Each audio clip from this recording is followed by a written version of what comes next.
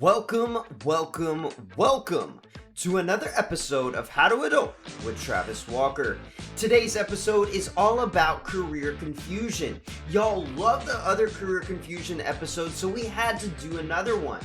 We brought on my brother-in-law, an incredible real estate agent in the Austin area, John Peasley Jr. You're going to love this one. John went through the ringer in terms of finding what his calling was. It took him a really long time to do it. So if you're out there and you're a little bit career confused, this episode is definitely for you. If you're not, I think it's still a good episode. There's a lot of life lessons in this episode, and so definitely listen to it. Definitely share it with the people that are going through or will go through soon a period of career confusion. Follow the podcast at How to Adult TW on Facebook and Instagram. With all that being said, y'all, let's get into the show and learn how to adult together. All right, John. Long time no see, man. Yeah, long time. We had dinner last night together, but that's awesome. I'm so happy that you're here. So my most popular episodes so far are the career confusion episodes. I guess a lot of young adults have career confusion. Who would have thought? Right. Definitely sounds like me not too long ago. So I can definitely empathize with that. Yeah, I wanted to bring you on specifically because I think you have a very powerful story, especially when it comes to career confusion, because you've gone through a lot and you've come out on the other side in a much better place. And so I'm super excited to hear about it. But before we even get started, I want to know, how old are you and what part of the world do you live in? Just for reference, so people know what we're dealing with here. Yeah. Thanks again for having me. I am 34 years old. I'll actually be 35 in a couple of months. And I am from Austin, Texas.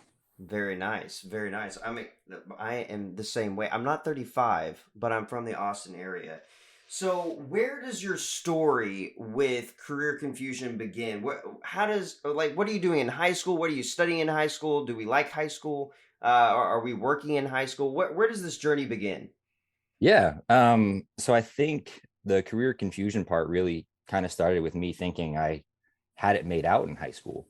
I took my first job as a dishwasher, busser, and host at Outback Steakhouse in Round Rock. I started when I was 16 and basically just did that to have, money to blow like high schoolers wanted to do on, all the silly stuff. Not high schoolers. Yeah, of course, all the time. Wanted to have the latest video game, wanted to buy my own, soccer cleats and stuff like that were, all the rage, if people still say that. And basically was really just thinking that I wanted to pursue a career in restaurants. I had family members who had worked in restaurants, and they had found it very fulfilling for themselves, as well as they got a lot of joy out of interacting with people all the time. So I was really going to pursue that. So my first original thought was, going into college, I was going to major in business management, look for a master's program that specialized in hotel or hospitality management. I think at the time, University of Houston was ranked pretty highly in that department. So the plan was to go get undergrad and then go to Houston for master's, and thinking I had it all figured out. Because before that, I was just a soccer player thinking I was going to be playing for the World Cup team and, all that stuff. Didn't really have things planned out, but pretty much early on working in restaurants, I really took to it. I found myself, getting promoted very quickly, taking on extra responsibilities, and kind of became a leader amongst my peers that were, I guess calling myself the top busboy at the time, sounded pretty amazing and pretty stellar. Yeah. But yeah, I think it kind of just started out with thinking that was going to be my path forward, and then working in restaurants through college. So what excited you about this restaurant industry, or what turned you on about it? So, because a lot of people are turned off by this industry, but you seem to be drawn toward it, which is interesting to me. So what excited you about the restaurant industry so much? I mean, for lack of a better analogy, it was probably like a moth to a flame, because it was, it can be a pretty toxic industry. It can have its downsides to it. I didn't really see those at the beginning. I was really drawn to the interaction with people, Me getting to be myself constantly. I, find myself to be, pretty full of dad jokes and little one-liners. So it was a place for me to really, have fun with people. And it was something new and different each day. I didn't have the same table every single time. I didn't have the same interaction with people. And it was fun. And you got to work along with a lot of other people as long as they, had fun working. It was a great time. If you look at a lot of restaurants where you see the servers interacting and laughing with each other, and talking along with other staff, communicating with management and bartenders, and all the things that just make the engine operate, so to speak. As long as everyone's having a fun time, you can kind of pick up on that when you're sitting in a restaurant. Right. But there's still plenty of opportunities for people to kind of like, I'm a horse on the stables. I got my blinders on. I'm just going to go walk. I'm going to do my little race thing, and then I'm out.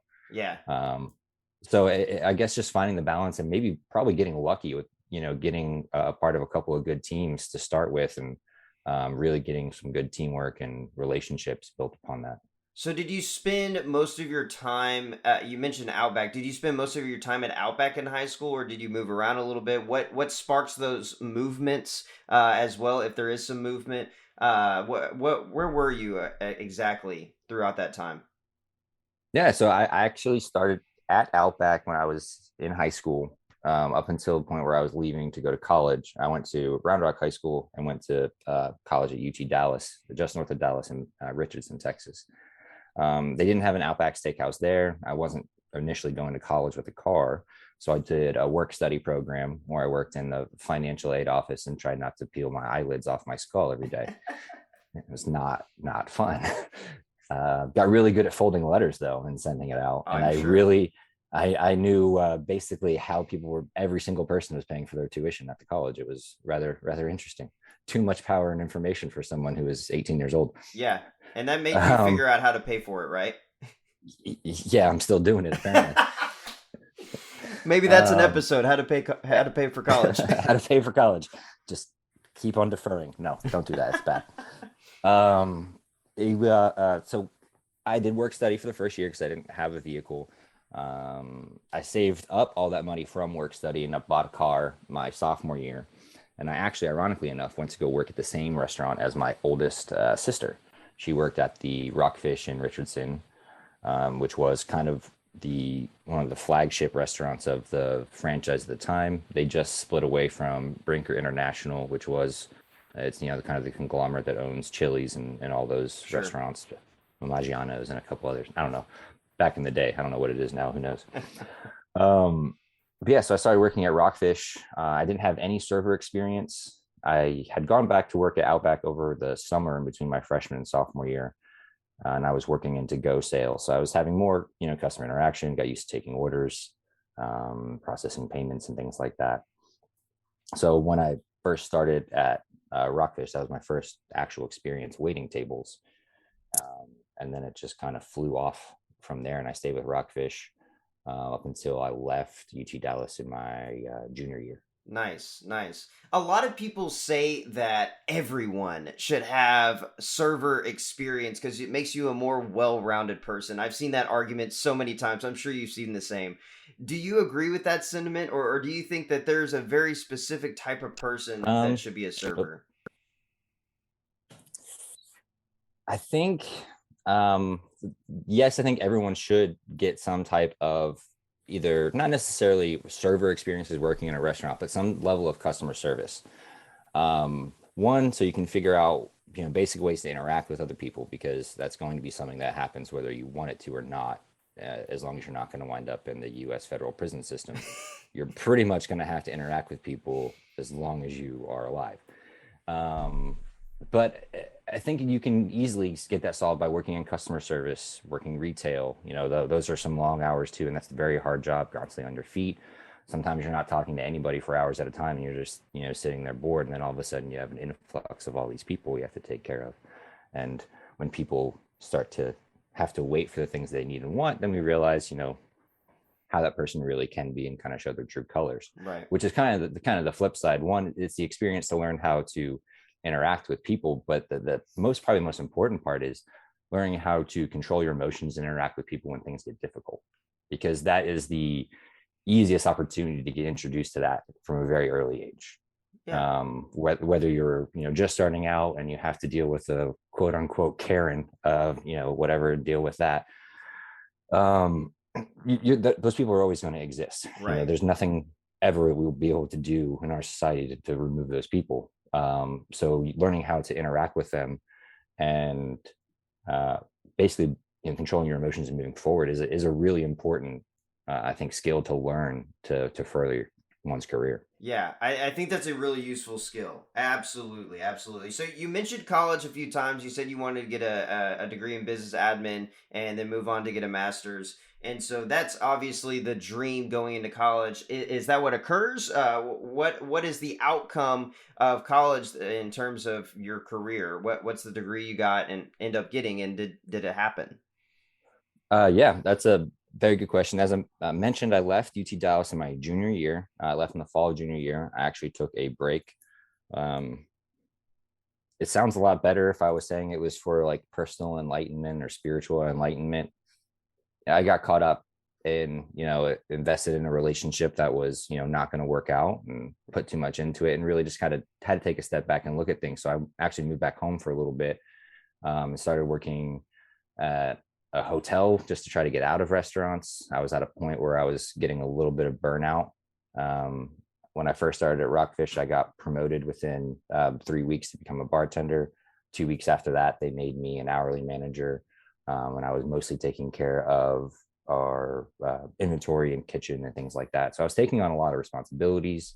I was in school full time. I was working 50 plus hours a week. Because the money was really, really good. Right.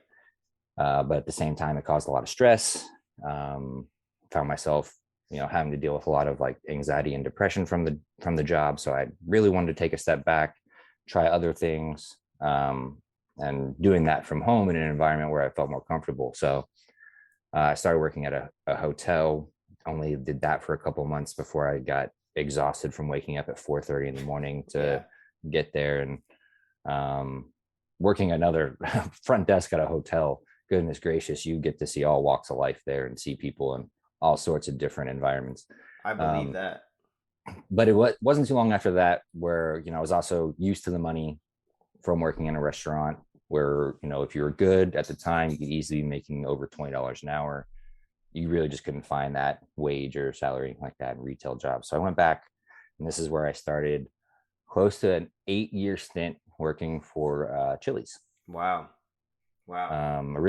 Originally, I was trying to come in as a bartender, just started as a server and kind of followed pretty much the same course of action and timeline that I followed at Rockfish. I was promoted in advance pretty quickly, and I was in the process of being interviewed for a salary manager position. But then after I moved to Fort Worth, to a different Chili's there, kind of stayed in the restaurant game for a while, worked a couple different ones, did event bartending, lots of different stuff related to the kind of the service industry. But ultimately, I didn't wind up getting my degree until 2015. Okay. So and I graduated high school in 2005. So it was a few years past the plan, as they say, but I'm pretty sure, as Mike Tyson says, best late. Everyone has a plan until they get punched in the face. Right. So life kind of punched me in the face a bit and had an alter course, but it worked out, right? As everything tends to do. Yeah, a lot of people get hung up about it taking more than 4 years. It's not a big deal. It took you more than 4 years. It took my mom more than 4 years. It happens because, you get punched in the face by Mike Tyson, and that happens. So we've got the degree. We spent 8 years, you said, at Chili's. What's our next shift? What's our next move? What eventually pushes us away from Chili's?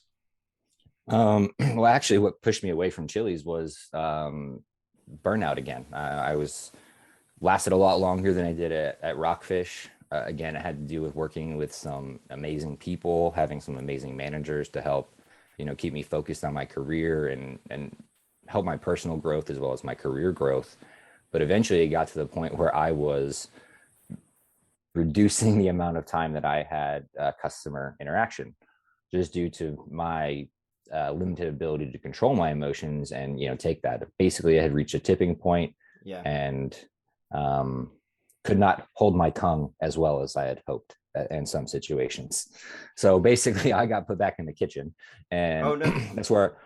I was very comfortable with it because I had done a lot in Rockfish when I had gone through management training, and I learned a lot going back there. So I really took a liking to working in the kitchen again, because of me going back to school at Texas State. I had talked with our general manager, and I actually I created a new position for myself, basically, where I was no longer stepping foot in the restaurant, the front of house. I was only working in the kitchen, and then I was going out and I was doing local marketing with different businesses to help increase events where we were doing give backs, either for local charities or helping sponsor like school booster programs. I also was trying to increase our to-go and catering business with all the other businesses that we had nearby, just to kind of establish and create new relationships. Actually helped increase their sales by about, we had only done about 2 or 3 give back nights a year outside of what was planned nationally, and that increased to about 2 or 3 a month. Wow. And then we increased our to-go sales by about 150%. Wow. So the I wanted being fruitful efforts, but not too long after I'd started that position, I actually got approached by my brother-in-law to kind of take on like a dream job, or what I thought was a dream job at the time. And I started contracting with EA Games, through a different company. All right. So before we get to EA Games, you've mentioned burnout a couple of times, and this Mm-hmm. is something that is super big, especially in education as well. People get burned out in education all the time, Mm-hmm. especially after COVID, right? Mm-hmm. And so, what do you think leads to burnout? Do you think burnout in terms of career is preventable, or do you think that it's inevitable, like Thanos, or what do we think about burnout in terms of our careers? Yeah, well, good allusion to Thanos, because I think with the burnout, it's a popular, pretty little snap of the fingers, and you can tell who's going to be able to, make it past the burnout stage, and people who are literally going to hit that burnout stage and, you know, go out in a flame of glory. Right. I do think part of it is inevitable if you don't have the right mindset. Wow. I think a lot of it's going to be more intrinsic. If you just imagine and hope that there's this perfect job out there where it's not going to have any kind of stress or bad factors, um it sounds like a Pleasantville, basically. There's no struggles to get past, and yeah, frankly, it doesn't exist unless you really approach everything with the right kind of mindset. If Right. you don't want to have to work and feel like you're not working, then that becomes almost 100% on yourself, because I can't control who walks in the door of a restaurant. I can't control, who is going to come in to check in at a hotel, when I worked there. There's a lot of different factors, and I couldn't control their mood. And there was very little I could do to change it and make it better, Right. no matter what I did. So the only thing I had control over in that situation was me. And it took me a really, really long time to kind of, get that right and figure that out. So, where do we get this illusion in America where there's this perfect job out there that is not going to suck and it's going to be amazing every single time where we walk in? Because I think a lot of people expect that when they're starting their careers and when they're in their careers. Where do we get this illusion from? That's a very good question. I think we can blame it on all the video games and rap music. No. um, No, it comes from a lot of different factors, right? As kids, we see our parents, either loving or hating their job, right? My Right. dad woke up. I can't remember the last time he woke up after 4:30 a.m. and just did everything that he's supposed to do, basically as an adult, and just do everything with a smile on his face. Yeah. And for me, uh, that was kind of not necessarily an expectation, but it was just like, wow, I kind of can't wait to get to that point, and just really get to that thing where I think life is kind of figured out and work's going well. It's also just a lot of other different factors. Whether we make something up in our mind, we could have personal issues going on where we need more fulfillment from something, and we expect to get it from our job. So there's a lot of different factors, and unfortunately, I don't think that'll ever be narrowed down to just one. Yeah. Yeah. And so jumping back into your career, I think EA Games, of what I know, is kind of an inflection point. It's a shift, and so what are you doing for EA Games, and how is this a career shift? So I basically took the job with EA Games without a real job description. It was, if we need something done, you're going to have to do it. And I was like, okay, pretty much sounds like a restaurant. Pretty There'd be straightforward. times where I was, the opening server, closing bartender called in sick, and then we had a cook go. So I'd find myself not only closing the bar, but I'd have to hop on the line for a couple hours. It's basically just doing whatever you can to, to keep the engine going and keep everything moving forward.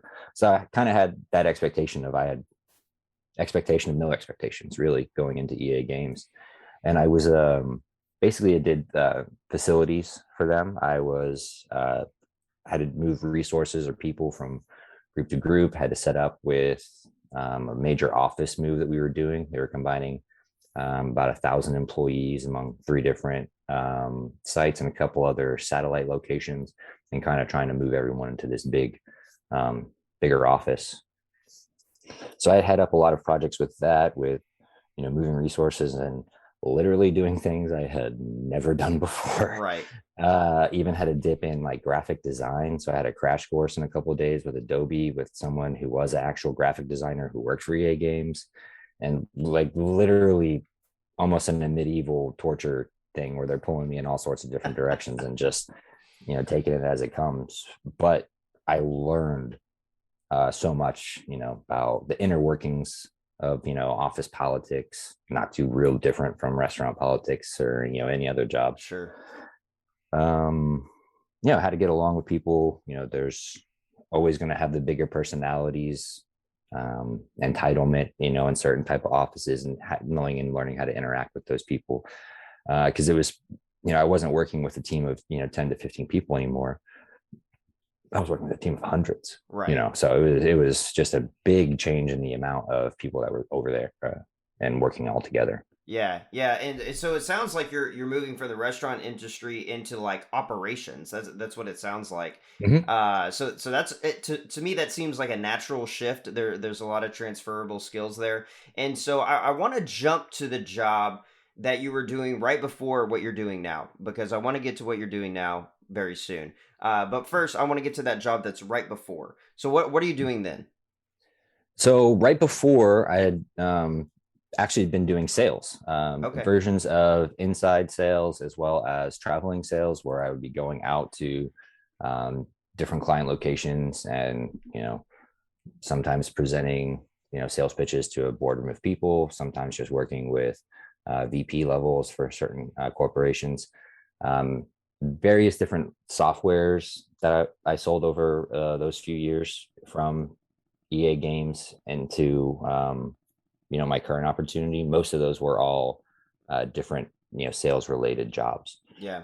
Some of those related to software, some of those related to services, some of them selling direct products like vehicles. I did automobile sales and finance for a while. So anything I could do related to sales, because that was my primary skill set from working in the service industry, was being able to quote unquote upsell certain items, being able to sell specials and other things. A lot of those were really big skills transferable into the sales industry, and it's actually a popular thing for certain industries to target servers and bartenders who accelerate their craft if, again, you have the credentials to work at a big time company in corporate America. Yeah, and so going through all of these jobs, right, going from car to sales to restaurant industry to operations, what are some of the red flags that you saw, and what are some of the red flags that people should look for when they're in this place of career confusion? So red flags that like, hey, this may not be for you, or hey, it might be the time to take the next step or move Mhm. on. What are some of the red flags that you saw, and some that we should look out for? Yeah.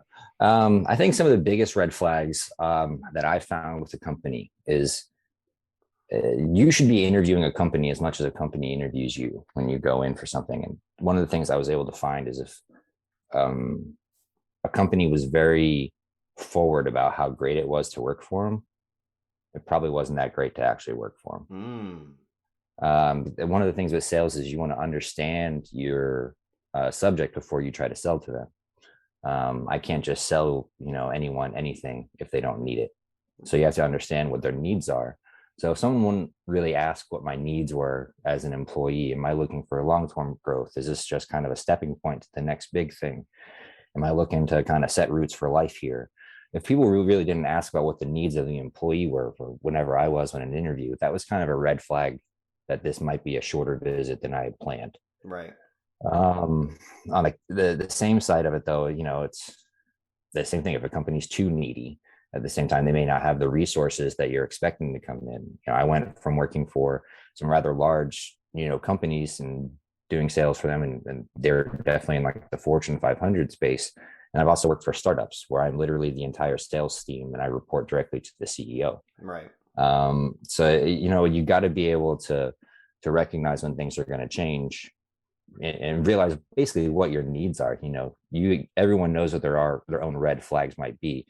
Some people are okay, with going into a job and knowing it's just going to be a stepping point. Mm-hmm. Basically, the red flags are going to be the ones that, you determine by yourself and figure out, is this going to be for me, or is this just not the biggest, fit? Because like I said, you're interviewing that company as much as they're interviewing you. Yeah. Were there any like social or emotional red flags that you experience that we should also look out for? Because I know people are really driven by their mental health, and I think that's something that's super duper important. And so, did you experience any social emotional red flags that people should consider? Social or emotional red flags. Basically, I had to basically get a lot right with myself first Yeah. before I could really notice those. Um, I didn't really see anything or feel anything that made me like pushed away.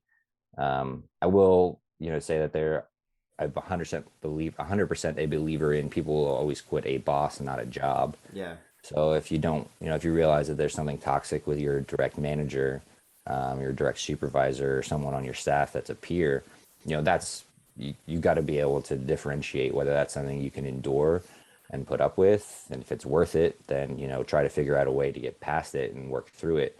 If not, then if that's not some relationship that you can handle because of the constant interaction you're going to have with a direct superior or peer, you probably want to reevaluate that and start seeking other opportunities that might be better beneficial, because it's all about who you're working with each day. That'll also help you get through those tough times. Yeah. Yeah, that makes sense. I think that makes a lot of sense. So I want to get into your current role because I think it's super duper amazing. And so, what is your current role? And flex for a moment on how amazing you are at your current role. So for the last about 2 years and 3 months, I have been a realtor along with my wife, Roxanne. And we've been doing home sales in the Austin, Texas area.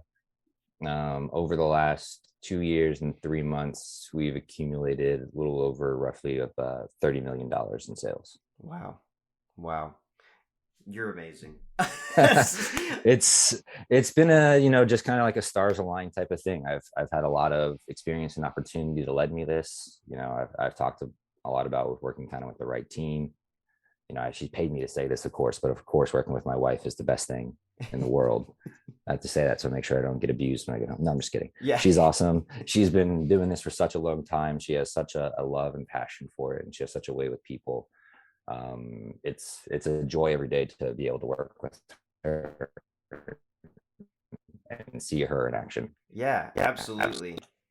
Absolutely. So what made you think this is the role for me, or what was the green light? We talked about red flags. So what was the green light that, yeah, I should try this out, or I should join my wife in this venture? What were some of those green lights that you saw? Yeah, I mean, it definitely wasn't just one. It was quite a few that kind of came into play at the same time. I had been working at another um, sales company. We had some family issues, with a lot of health with her father, um, and other things that were going on. Her work life balance compared to, my work life balance was off. She'd be working, 12 plus hour days, 7 days a week. I'd be working Monday through Friday, 9 to 5, 8 to 5. And the time we had together was starting to get limited. Right. We'd have to pick up a lot more where the other one left off. And there wasn't really a good work-life balance between the two of us. So, we had talked about me joining with her before, whether that was going to be a possibility, but it was risky, to put all of our eggs in one basket. Yeah. We always had, career stability with my, salary previously. I had benefits, just a nice little safety net and cushion for us to, live our life. But at the same time, we realized those were just a couple of, small luxuries, so to speak, that really weren't granting us the life that we wanted. They were nice cushions and safety nets, but it wasn't, what we needed or wanted at the time. So I think we both just kind of looked at each other one day on a couch after, just going through, life struggles with personal and professional things. And we're just like, why don't we just do this? Yeah. And Roxy called her broker the next day, and, the rest, as they say, is history. Wow. Wow. I see so much reflection in that response into how this starts. How do you get into that headspace when you're so caught up in life, you're so caught up in doing all the things that we're supposed to do as young adults? How do you get to that point of self-reflection of I need to consider all of these things? Or are you just naturally a reflective person? I think that's a perfectly acceptable answer as well. But how do you get into that headspace?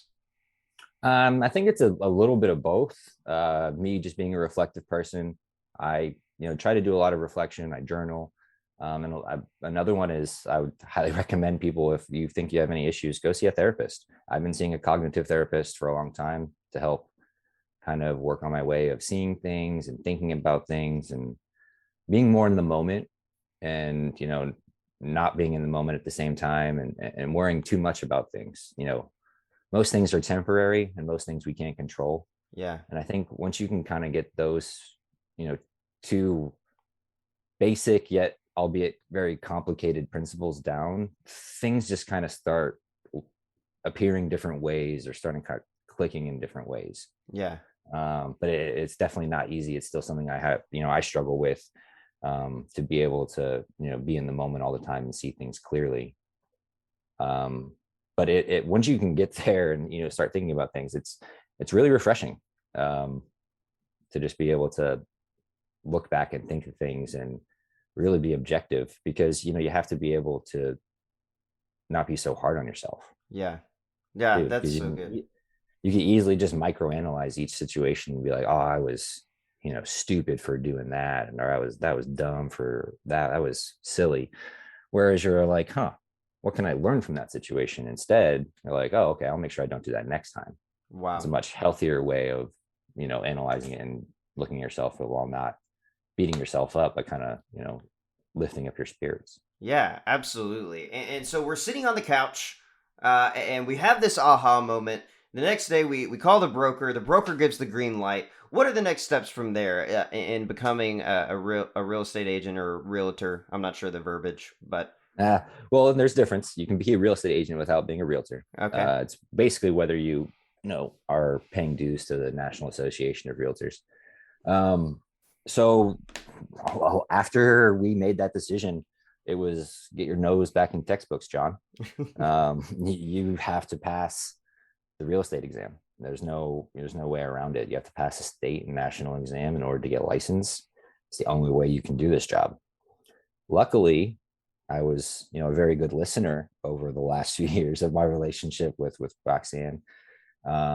So I had taken on a lot of information. I was, able to just really dedicate a straight month to going into these courses, where I was multiple courses all day, every day, until I was met all the course requirements and education requirements to qualify for the exam. Yeah.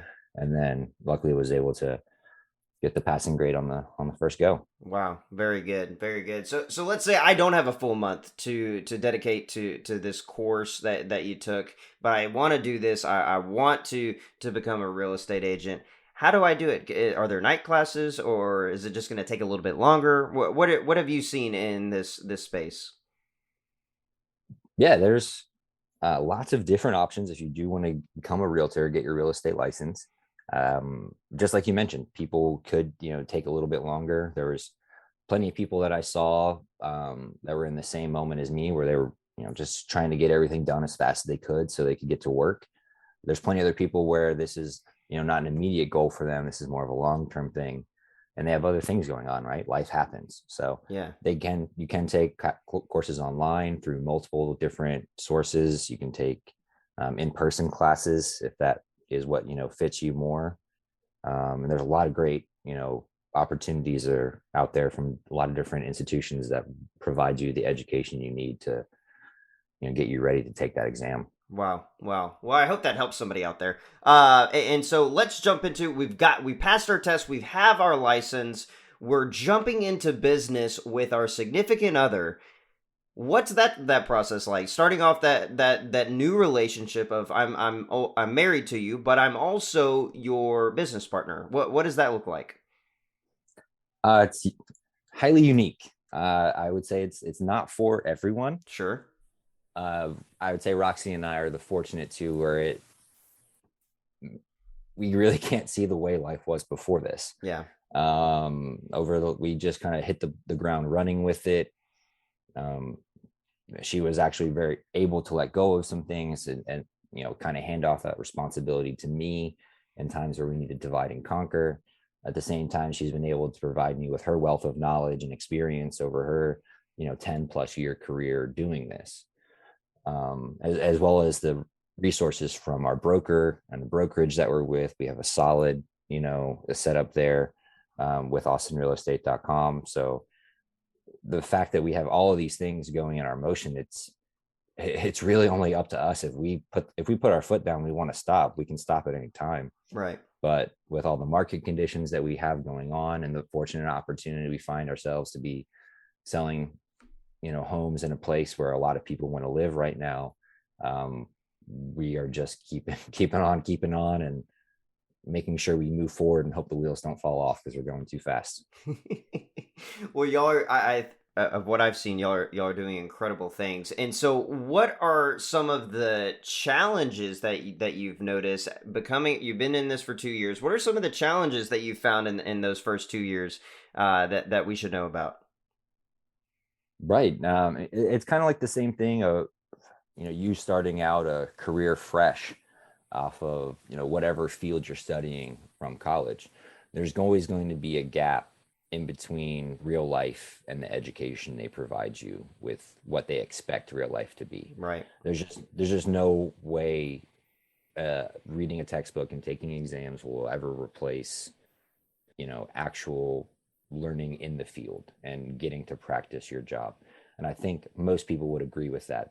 You being an educator, there's no way that they really could have prepared you for every little nuance that you were about to experience. No way. as you took on this. And that's no fault to the education system. I think it's a necessary evil because it kind of knocks off some of the cockiness and swagger when you come in and you're hot the shot thinking that you're some magna summa cum laude and got a 4.0 and everything was coasting through college. And then again, life hits you in the face every now and then. You're like, oh, it's slightly different than what I expected. But yeah, it's just kind of like learning up and getting up to real speed. Yeah. Yeah. So Same thing. Go ahead. With kind of sports, I like to make a lot of allusions to sports because I played sports, but it's like there's a reason why there's a training camp and a preseason to kind of get ready for the actual season. Absolutely. But yeah, I think that's kind of one of the biggest things is making sure you have the opportunity to get up to speed and get ready. All right. So we talked about this gap between being in the classroom and learning all these things and then being in the field and actually doing all these things. How did you deal with that gap? Did you just hit the ground running and try your best and fake it till you make it, or did you have something else in mind that helped you with that gap? I think, a lot of different people can approach it different ways. I'm not really a fake it till I make it Right. person. I take a lot of pride in considering myself to be an intelligent person. But at the same time, I'm not always going to be the most intelligent person on every single field that exists in my field of study. I'd like to consider myself, well educated, but I doubt I'll ever become the smartest. So that being said, I try to reach out to those people I deem smarter than me or the smartest in a situation where I find uncomfortable or unusual or something I've never come across before. And that, again, just kind of pays tribute to, having an awesome partner in my wife to help be there to support, as well as the amazing resources we have with our Yeah. brokerage, to always have that ability to kind of reach out. And whether you have that or not, a lot of people can seek, mentors in their field of study, whether it's professional or personal. I think that's definitely something you can do, is latch on to someone who has, been around the block and has done those things, because if they've been through it before, then they can help coach you how to get through it. And then hopefully, you get to a point where you can become the mentor to others and kind of pass that Yeah. on. Yeah, absolutely. So we're 2 years into our career in real estate. And so what are some of the things that you have happened to you that have confirmed that choice in being a real estate agent and jumping in and really just confirm that moment on the couch that we were talking about of I'm going to do this. What confirmed that thought? um I mean, quite a few things over the last 2 years. Helping people find a home, relocate, whether it's, finding someone to find their first home, helping someone find a vacation home because they've gotten to that point of success in their life. There's a lot of fulfillment you can get from helping those people. I don't always think it's wise to seek personal fulfillment from your professional career. Interesting. Sometimes that can kind of be an Alice in Wonderland rabbit hole that you may never come back from. But I think a lot of it is also just, for not being too cheesy or anything like that, is literally just, working with my wife. She's my partner now in like almost every sense of the word. And doing that every day is just, yeah, that's something I'll never be able to take for granted. Yeah, those are big things. Those are big things. You said it's dangerous to find fulfillment in your career. What do you mean by that? Can you explain that a little bit further? Um, Basically, if you have, anything, any kind of intrinsic issue, whether it be, mentally or something with your family life or whatever, if you really only seek personal fulfillment from your professional career, that's really kind of hard to do for some people. Um, Working as a server, it was really kind of hard for me to think that I was bettering society by giving people, chicken crispers, every single day. Um, but a lot of it is also getting to that point in yourself Yeah. and making sure that you have your own kind of personal fulfillment that you're in control of. Because again, with the professional aspect of it, your career, there's so many factors that you can't control. Um, you're not always going to have that customer who appreciates you. I'm not always going to get that person who, thanks me so much and, for getting them this house and invite me to their kids' birthday parties and stuff like that.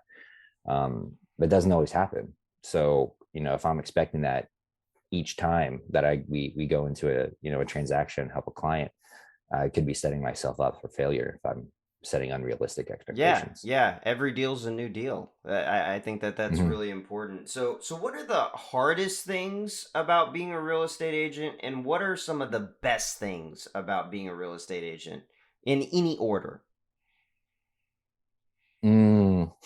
I feel like everything I mentioned that could be good or bad kind of has the two sides of the Right. coin, right? So I could say, one of the good things is being able to make my own schedule.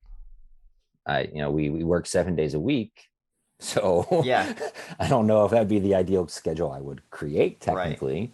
But at the same time, it's the nature of the business that we're in now. So if that's the need and that we need to get to for the demand of our clients, and that's what we're going to do. But at the same time, there's a lot of times during the holidays that things are a little bit slower for us. So we really get to take in extra time to spend with, our family and Roxy's family, and you know, different things. But to kind of lean into one of the harder things about it every time is it's really kind of a cop out for a hard thing, because it's going to happen in any job, is really Right. perception. Um, there's a lot of perception about real estate agents now and realtors, and you know what we're doing to property values and increasing taxes and things like that, that are really, just natures of the beast of living in a cool place where other people want to Yeah. live. I'm just really a facilitator, and their need and demand to, or their wants to move here. But again, that's kind of a cop out. um Bad thing. um I think it's good that I you're don't know, man. having trouble with this. I think it's a good thing. Yeah.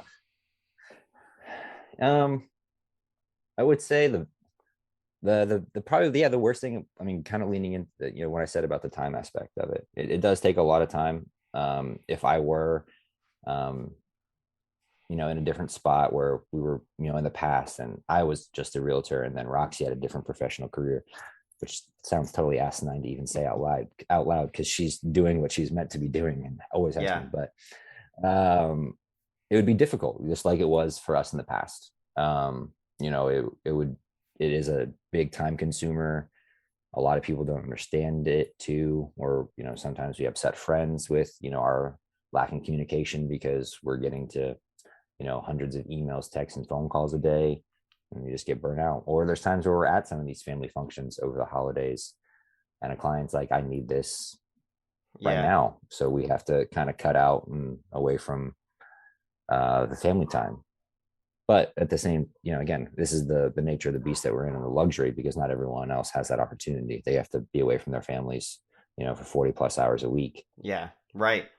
So it's, the bad side of my coin, I feel like it really isn't even that bad. Yeah, that totally makes sense. And so we recently did an episode that was all about money, and so I'm interested, Mm-hmm. being I guess self-employed. How do you approach like budgeting? How do you approach like this?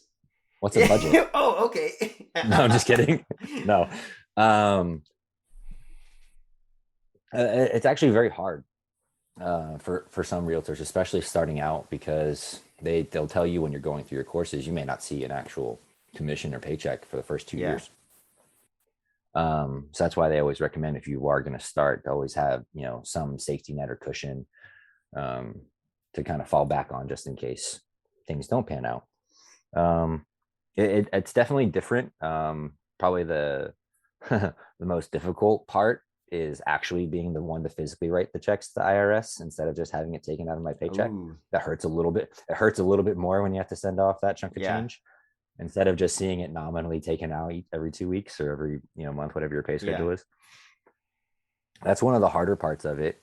Um, but it really is just trying to make sure you forecast well.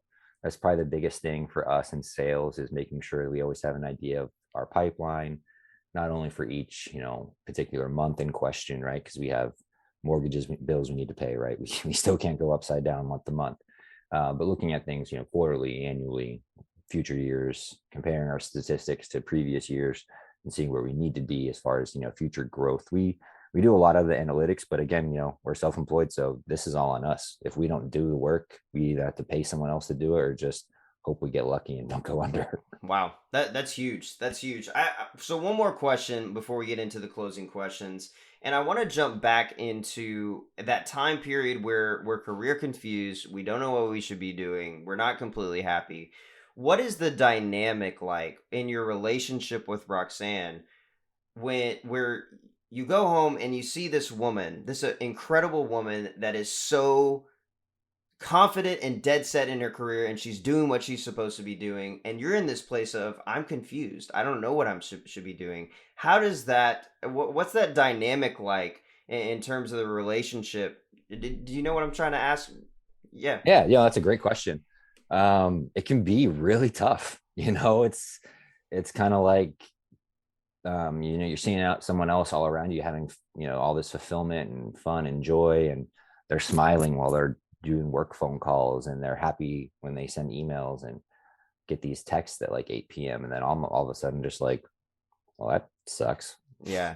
that you're happy and I'm miserable. That's a very toxic way to look at it, but there are definitely moments that happen.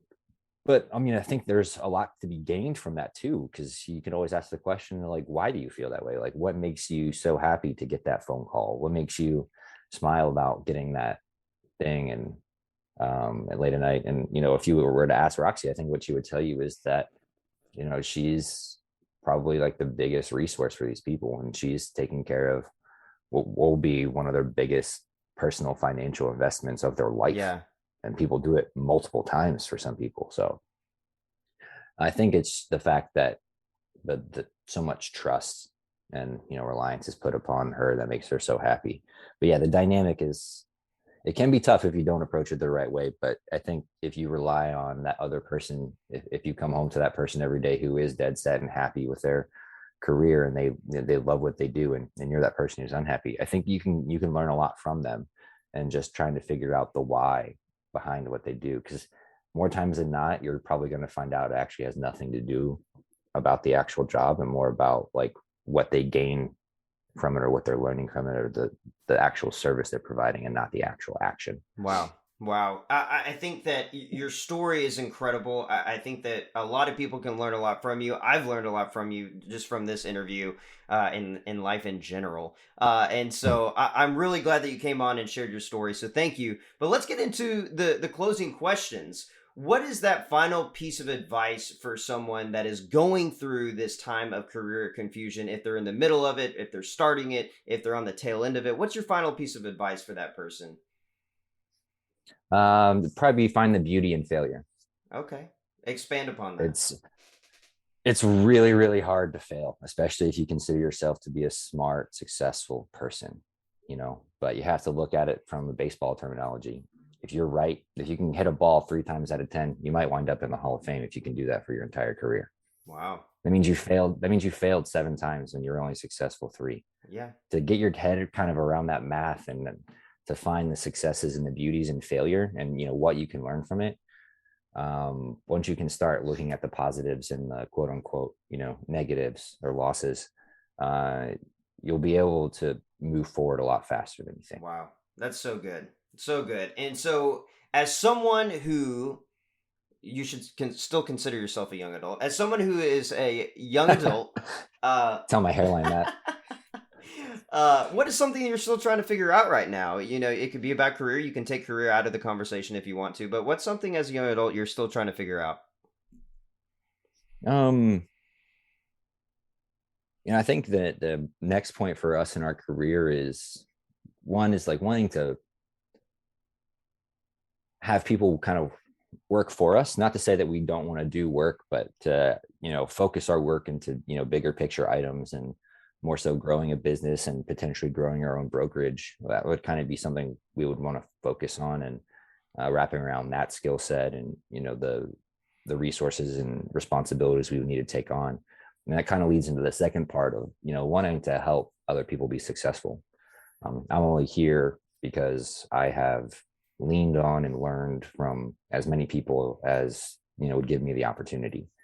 So if I have anything that I could provide from someone, even if it's the smallest iota of information, I would relish the opportunity to do that. Yeah, that's huge. That's huge. Feeding into other people is an amazing, Mm-hmm. amazing thing. That's what I love about teaching. Is I'm feeding into these kids to become the person that they're meant to be, and that's one of the biggest things that keeps me going. And so that's really cool. And so if I want to know more about you, more about your business, if I want to buy a house from you, where can I find you, John? I want to buy a house from you. Yeah. So you could find Roxanne and I on our website, austinrealestate.com. There's profiles for both of us on there. Um, you can email me. My email would be john@austinrealestate.com, JOHN. Even if you have, just questions. We're never in the business to sell a house to someone right now. We're in the business to help educate our clients about what is a wise financial investment in a home, whether you're looking for your actual personal dwelling, or maybe looking at becoming an investor and property manager. It's a headache if you want to do it, but if you want to do it, I'll help you have that conversation and help figure out those things. And we really aren't a high pressure operation. If you don't want to work with us, that's fine. We're not the fit for everyone, but at the same time, we have no problem with working people for such a long time before they even make a transaction, just to help educate them and be there when they are ready to move forward, because there's a lot that goes into, purchasing a home and, making sure it's a wise investment. So we want to do everything we can to help our clients feel as comfortable to move forward as possible. Wow. Wow. I think that's a strong business model. I think you're incredible. And so thank you so much for coming on the show. I think we learned a lot from you. And somebody's going to get out of career confusion because of this, because of you sharing your story. So thank you. I appreciate it. Yeah. Thanks for having me. I'd love to come back sometime. Yeah, I'm sure there's multiple episodes that we can do together. So make sure that you go check out John and Roxy on it's austinrealestate.com. That's almost correct. said how to adult. That's this podcast. You can promote yourself too. Well, go follow on Facebook and Instagram, How to Adult TW. That's huge. Share the content, share the episodes. Somebody needs this. Somebody in your life needs this episode. So go ahead and share it with that person, that young adult that is going through career confusion. With all that being said, y'all, we are going to learn how to adult together.